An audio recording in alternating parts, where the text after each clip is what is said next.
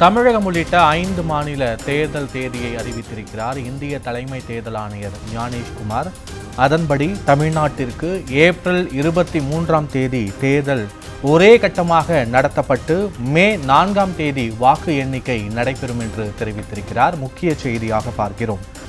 தமிழகம், கேரளா, அஸ்ஸாம், புதுச்சேரி உள்ளிட்ட மாநிலங்களுக்கு ஒரே கட்டமாகவும், மேற்கு வங்கத்தில் மட்டும் 2 கட்டங்களாகவும் தேர்தல் நடைபெற இருக்கிறது. அனைத்து மாநிலங்களுக்கான வாக்கு எண்ணிக்கையானது மே மாதம் 4ஆம் தேதி நடைபெறும் என்றும் தேர்தல் ஆணையர் அறிவித்திருக்கிறார். தமிழகத்தை பொறுத்தவரை வேட்புமனு தாக்கல் செய்ய மார்ச் 30ஆம் தேதி தொடங்கி ஏப்ரல் 6ஆம் தேதி கடைசி நாளாக அறிவிக்கப்பட்டிருக்கிறது. ஏப்ரல் 7ஆம் தேதி வேட்புமனு பரிசீலனை நடைபெறும் என்றும் வேட்புமனுவை திரும்ப பெற ஏப்ரல் 9ஆம் தேதி என்ற தேதியையும் தேர்தல் ஆணையம் நிர்ணயித்திருக்கிறது. ஏப்ரல் 23ஆம் தேதி வாக்குப்பதிவு நடைபெறுகிறது.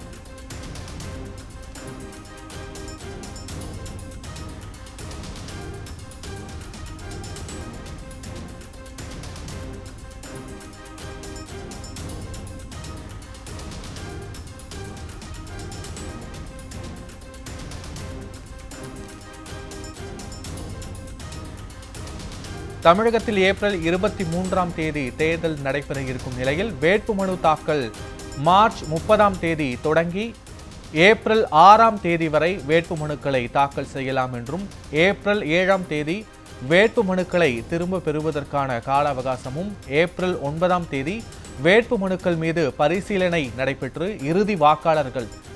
இறுதியான வேட்பாளர்கள் யார் என்று ஏப்ரல் 9ஆம் தேதி அறிவிக்கப்பட்டு வாக்குப்பதிவானது ஏப்ரல் 23ஆம் தேதி நடைபெறும்.